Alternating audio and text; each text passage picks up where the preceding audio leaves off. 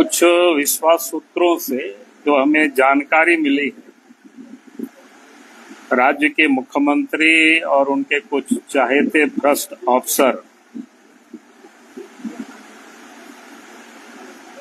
लोगों ने मिल करके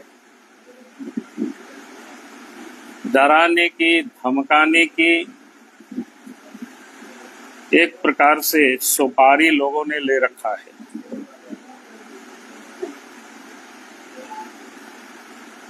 यानी मेरे ऊपर हमला करने का और कोई ना कोई झूठे केस मुकदमा में भी फंसाने का इस प्रकार की साजिश रची जा रही है। मेरे ऊपर भी हो सकता है, परिवार के ऊपर भी हो सकता है, या फिर हमसे जुड़े हुए लोगों के ऊपर भी हो सकता है। क्योंकि इन सारे लोगों को जो लगातार झारखंड में भ्रष्टाचार के को लेकर के हम आवाज उठाते रहे, उस कारण से कुछ भ्रष्ट अफसर या सरकार में बैठे हुए लोग भयभीत है। क्योंकि आप सबको ध्यान में है कि लगातार भ्रष्टाचार के विरोध में हम आवाज उठाते रहे, चाहे वो शराब घोटाले का मामला हो, चाहे बालू माफिया का हो, पत्थर माफिया का हो, जमीन का हो, या कोयला या पत्थर की अवैध खनन जो होता है संगठित रूप से, उसका भी विरोध लगातार हम आवाज उठाते रहते हैं। फिर जेएससीसी हो, जीपीएससी हो, जैसे जितनी भी महत्वपूर्ण जो इस राज्य में घोटाला हुआ, चाहे वो ग्रामीण क्षेत्रों में जो योजनाएं हो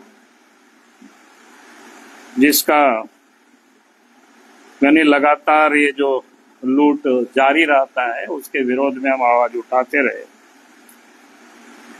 और आप सब लोगों के सिर्फ संज्ञान में फिर से मैं लाना चाहता हूं। आप सबको याद है 2013 में भी सरकार हेमंत सोरेन की ही रही है। उस समय भी दुमका के शिकारीपाड़ा क्षेत्र के उग्रवादियों को सुपारी दिया गया था, और उसके बाद हमने जब उस बात का राज उद्घाटन किया था इसी प्रकार के प्रेस के सामने, फिर अखबारों में छपा। उस समय झारखंड में भी यूपीए गठबंधन की सरकार थी और केंद्र में भी यूपीए गठबंधन की सरकार थी। फिर उसके बाद जांच हुआ, खुफिया जो जांच हुआ, जांच के बाद केंद्र सरकार ने, उस समय की केंद्र सरकार ने राज्य सरकार के द्वारा जो सुरक्षा उपलब्ध कराए गए थे उसको हटा करके सीआरपीएफ की सुरक्षा उस समय उपलब्ध कराई गई। ये उस समय की घटना। लेकिन इसके बाद कल रात में ही हमें जानकारी मिली है फिर से इस प्रकार के षड्यंत्र झारखंड में लोग रच रहे हैं। और उसमें से जो लोग रच रहे हैं, मुख्यमंत्री के सबसे जो चहेते अफसर है, करीबी अफसर है, उन लोगों के द्वारा ये सारे षड्यंत्र किया जा रहा है।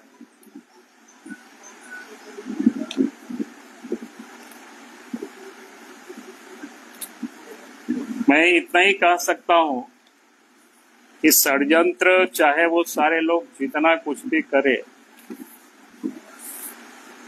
झारखंड में भ्रष्टाचार के विरोध में या झारखंड में जो लूट हो रही है उसकी आवाज को तो कोई हमारी दबा नहीं सकता है, चाहे वो जितनी भी हमें कीमत क्यों नहीं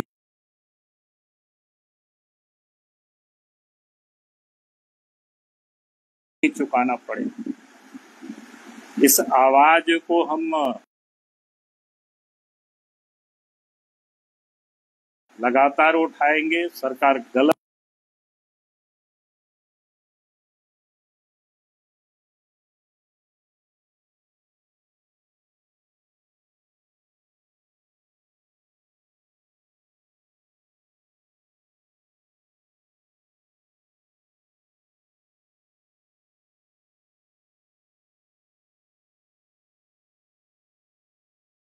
मदद करेगी तो उसके लिए जरूरत होता है, जहां भी होगी तो सड़क पर भी उतर करके आंदोलन करेंगे।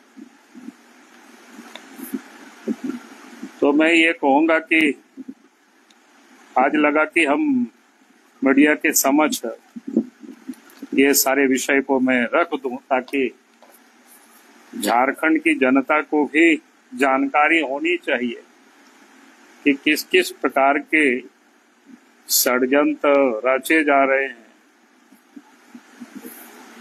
मंत्री के। जांच कर लीजिएगा, पता कर लीजिएगा, मैं इतना ही कह रहा हूँ। और जब कोई जांच एजेंसी हमसे जब बात करेगा तो मैं जरूर बता दूंगा।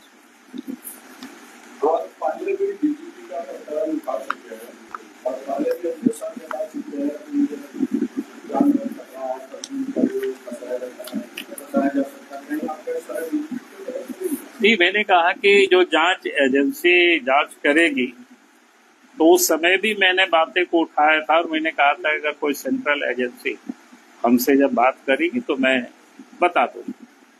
आपकी सरकार है, क्या आप अपने लिए मैं कोई जरूरत नहीं समझता हूँ। फिर मैं जानकारी के मैं तो यूं ही ऐसे ही मैं सदैव लड़ते रहा। जिस वक्त मेरे पास कुछ भी सुरक्षा नहीं था तब भी हम सरकार के गलत कामों का मैं विरोध करते रहा। और आज तो मेरे पास जितना सुरक्षा है काफी कुछ है, मैं उसके लिए अपने लिए मैं नहीं मानता हूँ। मुझे जो जानकारियां मिली मैं उसको आप सब लोगों के समझ सिर्फ मैं शेयर कर रहा हूँ ताकि मुझे लगा कि कोई बात को सुन करके यूं ही रख लेना, चुप रह जाना, वो ठीक नहीं है।